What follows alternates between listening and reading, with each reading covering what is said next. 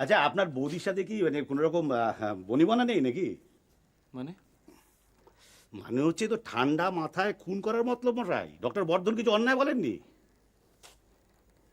দেখুন ব্রজলাল বাবু, আপনিও আমাকে ভুল ভাবছেন। তপতির কোনো ক্ষতি হোক সেটা কিন্তু আমি চাই না। আসলে এই সোনোগ্রাফি রিপোর্টটা পাওয়ার পর থেকে আমার মাথা কাজ করছে না। আচ্ছা আচ্ছা, আমাদের কি 1%ও চান্স নেই? চান্সের কথা যদি বলেন, আমি বলবো 100% চান্স আছে। Sure success, without any risk আপনি বাবা হয়ে যাচ্ছেন। তপতি তপতি কোনো risk? বৌদির কিচ্ছু হবে না।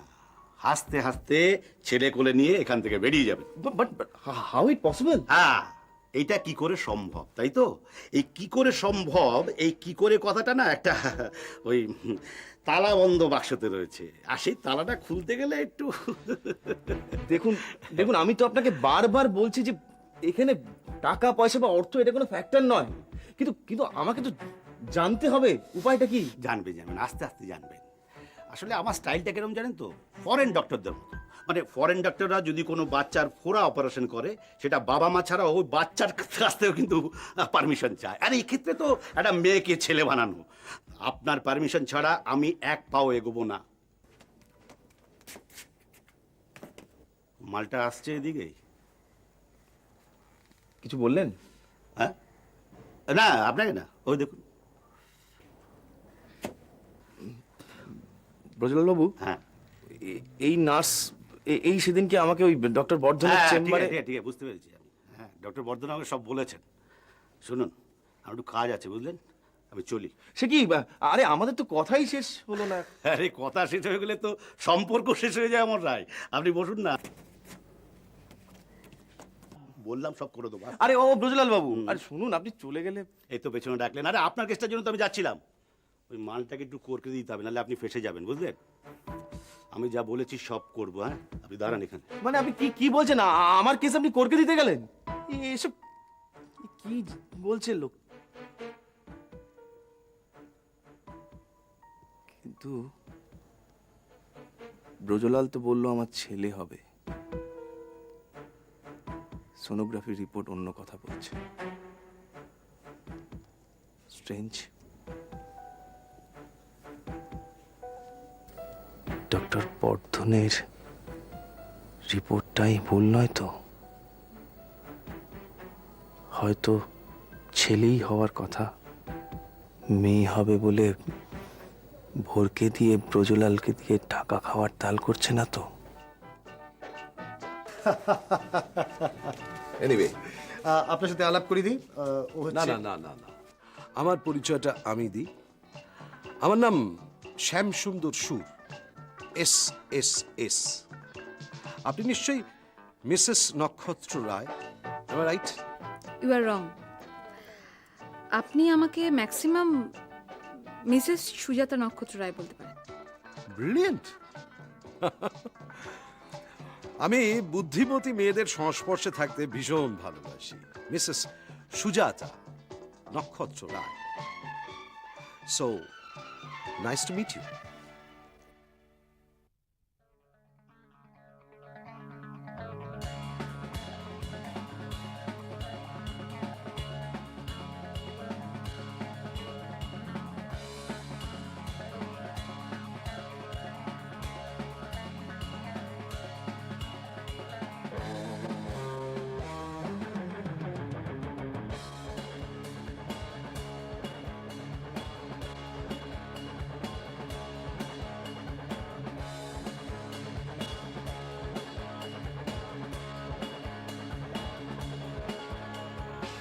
ওটা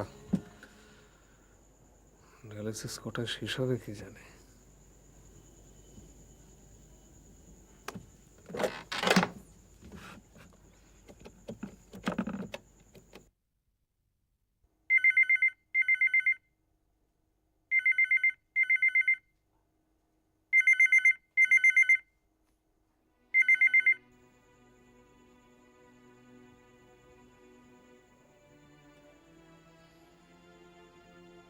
কি হলো, ধরছি না কেন? কোন ফিরিনি?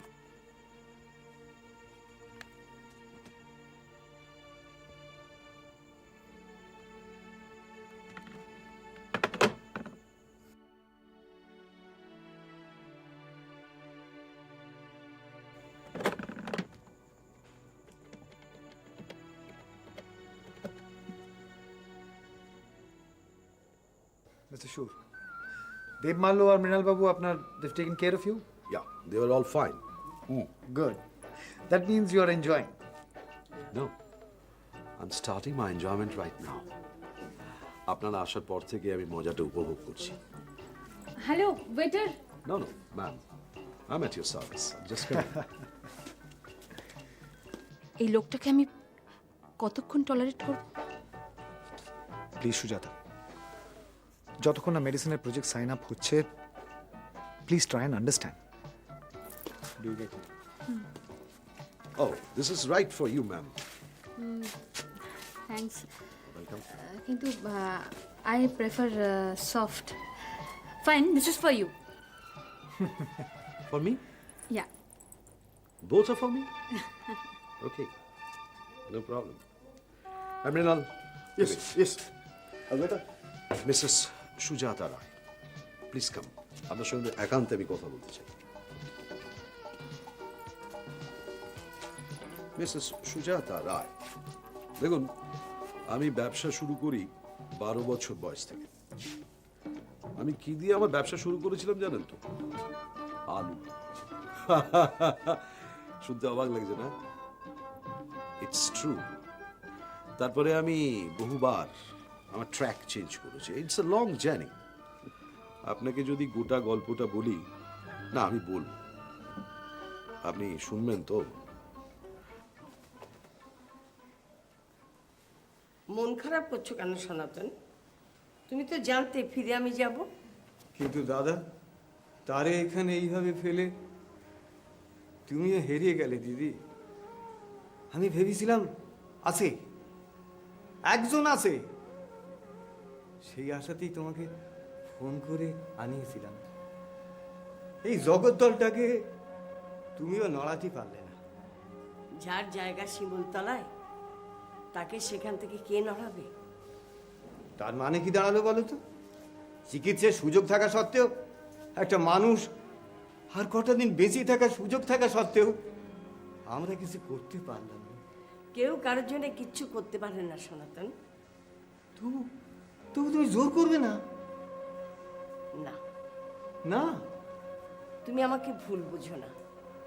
আমি জ্যোতিদাকে কথা দিয়েছি, তাকে কলকাতায় যাবার জন্যে আমি আর জোর করব না। ও, তাহলে এটাই সাব্যস্ত হলো যে তুমি রওনা দিচ্ছ। হ্যাঁ, মাঝে মাত্র কয়েক ঘন্টার সময়। সত্যি এই 10-12টা দিন কোথা দিয়ে যে কেটে গেল বুঝতেই পারলাম না। দিদি গো, আর একটিবার, আর এই শেষবারের মতো তুমি একবার চেষ্টা করো দিদি। এ ব্যাপারে ওকে আমি আর অনুরোধ করব না। তুমি হয়তো ভাবছো আমি রাগ করে বলছি। জানো তো, নিঃস্ব মানুষের রাগও সম্বল থাকে না। এ পৃথিবীতে একজনই ছিল, যে ছিল আমার অতি আপনার। সে তো আমার জীবন থেকে হারিয়ে গেল। কার কথা বলছো দিদি? কে হারিয়ে গেল? ও তুমি বুঝবে না, তুমি বুঝবে না সনাতন। তুমি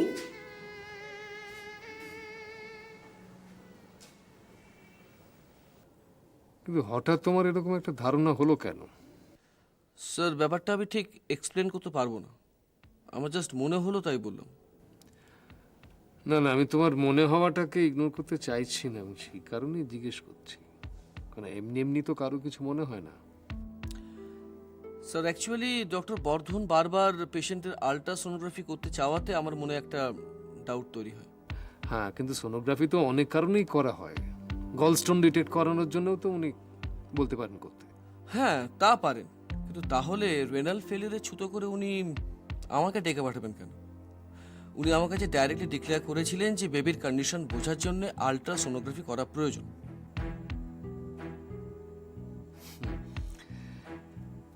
কিন্তু তাও যদি হয়, তাহলে উনি যে সেক্স ডিটারমিনেশনের জন্যই সোনোগ্রাফিটা করতে বলেছেন, এই ব্যাপারে তুমি শিওর হচ্ছ কি করে? স্যার, আপনি আমার উপর ভরসা করতে পারছেন না। Not at all, not at all. তুমি আমাকে ভুল বুঝো না। আসলে আমি সমস্ত দিক থেকে ব্যাপারটাকে দেখতে চাইছি। তোমার অনুমানটা যদি সত্যি হয় তাহলে তো এটা একটা criminal offence. Obviously it's a criminal offence. Baby ছেলে না মেয়ে প্রেগনেন্ট অবস্থায় আইনত সেটা টেস্ট করে আমরা জানতে পারি না। আর ডক্টর বর্ধন সেটা জানার জন্যই রেনাল ফেলিয়ারে ছুতো করে টেস্টটা করে নিতে চাইছেন।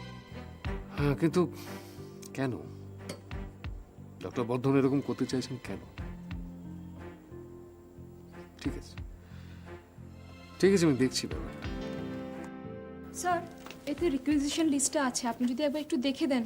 আই মিন আপনি সাইন করে দিলে তারপর আমি ডিসপ্যাচ করতে পারবো। এটা এখন থাক, তুমি একটা কাজ করো তো, হ্যাঁ বলুন। তুমি একবার ম্যাটারনিটিতে যাও, ওখানে দেখো অন ডিউটি নার্স কে আছে।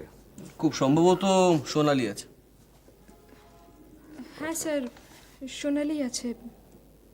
বলুন কি করতে হবে?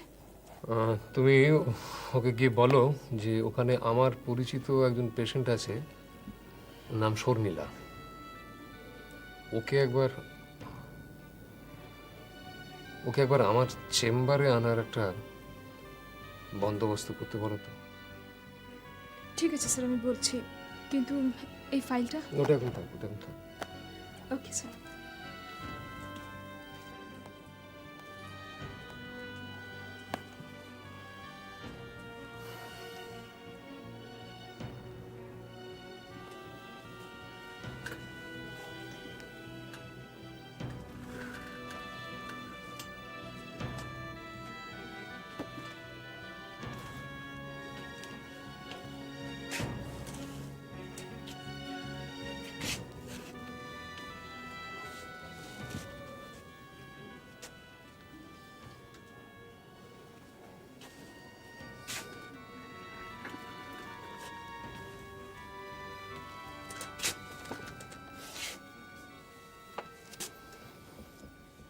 তুমি ভাবছো শর্মিলাকে কেন ডেকে পাঠালাম, তাই তো?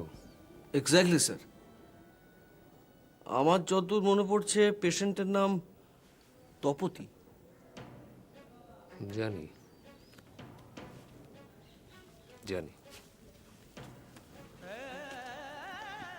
কিন্তু এখন আমার শর্মিলাকে আগে দরকার। একটা কথা কি জানো শুভ্রাংশু, বারবার তো হেরে যেতে ভালো লাগে না, তাই স্পন্দনের ঘুঘুর বাসা ভাঙতে আমাকে খুব সাবধানে প্রতিটি পা মেপে ফেলতে হবে। অবশ্য সবটাই নির্ভর করছে তোমার অনুমান যদি সত্যি হয় তার উপর। এক্ষুনি এর বেশি কিছু জানতে চেও না। ডক্টর বর্ধনকে সাবধান হবার কোনো সুযোগ আমরা দেব না। Yes sir. স্যার আমি আসি। আর শোনো, আচ্ছা না ঠিক আছে, যাও। Okay sir.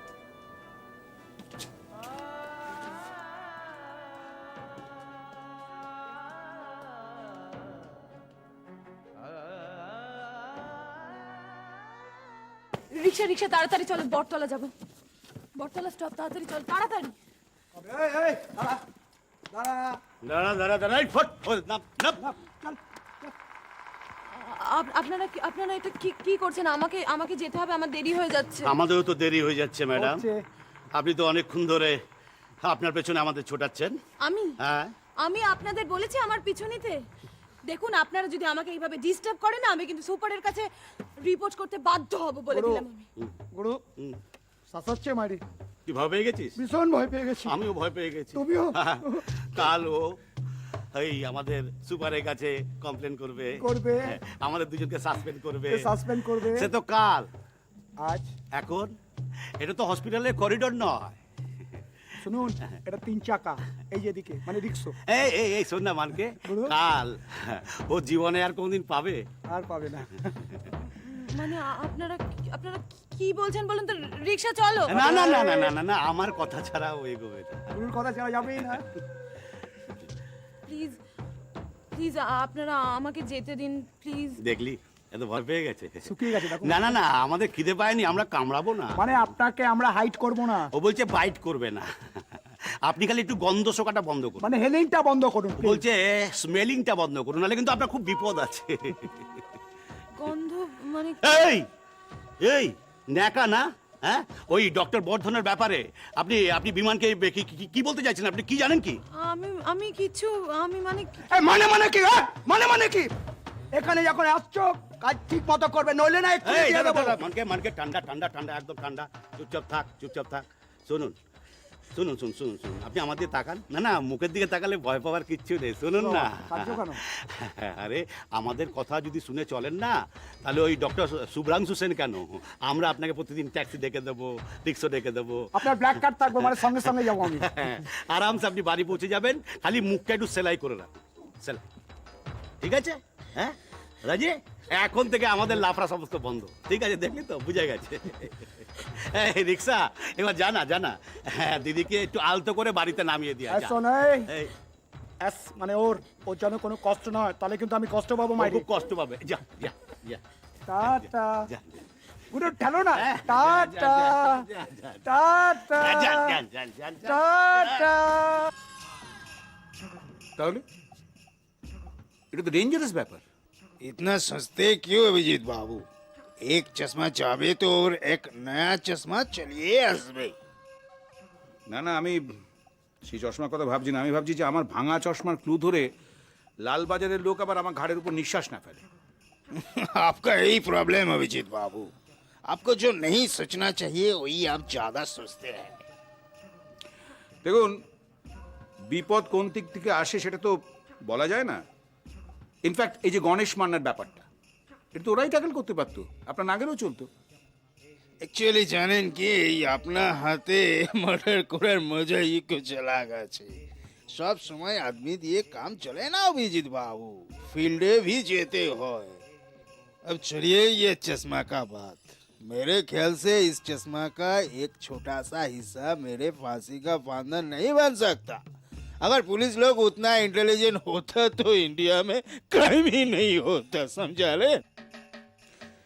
আপনার রিস্ক নেওয়ার এক্সপিরিয়েন্স আছে, তা নইলে মাখনের মতো লোককে এত বড় দায়িত্ব তো আপনি দিতেন না। ইনফ্যাক্ট আমার মনে হচ্ছে যে ব্যাপারটা খুব রিস্কি হয়ে যাবে। আমার খুব টেনশন হচ্ছে। এত লোক থাকতে আপনি মাখনকে কেন দায়িত্বটা দিলেন?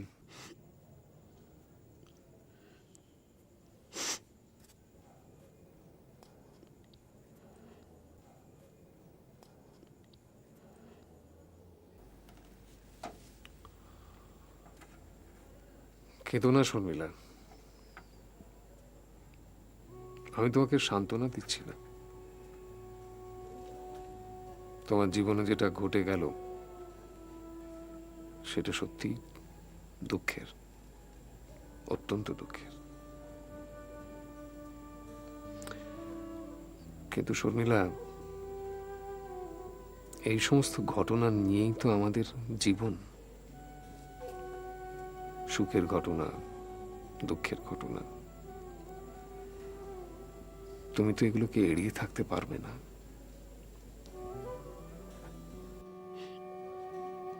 জানি দাদা, আমি সব বুঝি, কিন্তু কি করব বলুন, মন তো বুঝ মানে না। যে আসতে চেয়েছিল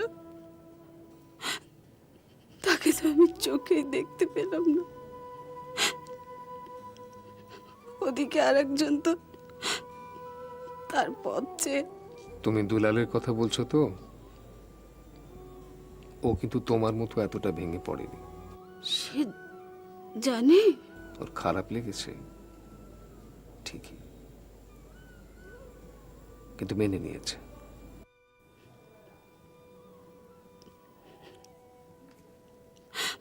বুঝি দাদা, আমি সব বুঝি, কিন্তু যখন আমার মনে হয় যে আমি মা হতে গিয়েও মা হতে পারলাম না, আমি যত সহজে মেনে নিতে পারছি না দাদা।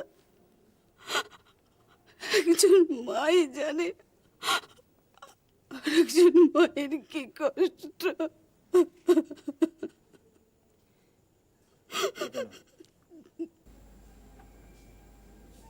ঠিকই বলেছ তুমি। একজন মায়ের কষ্ট মাই বুঝতে পারে, আর এই জন্যই কিন্তু আজকে তোমাকে আমি ডেকে পাঠিয়েছি। দেখো শর্মিলা, তোমার যা ঘটেছে সেটা একটা অ্যাক্সিডেন্ট, অনিচ্ছাকৃত। কিন্তু তোমারই মতো একজন মা, তাকে ইচ্ছাকৃতভাবে কিছু মানুষ তুমি যে কষ্টটা পেলে সেই রকম কষ্ট দেওয়ার চেষ্টা করছে। তাকে ঠেকানোর জন্যে তোমাকে একটু সাহায্য করতে হবে।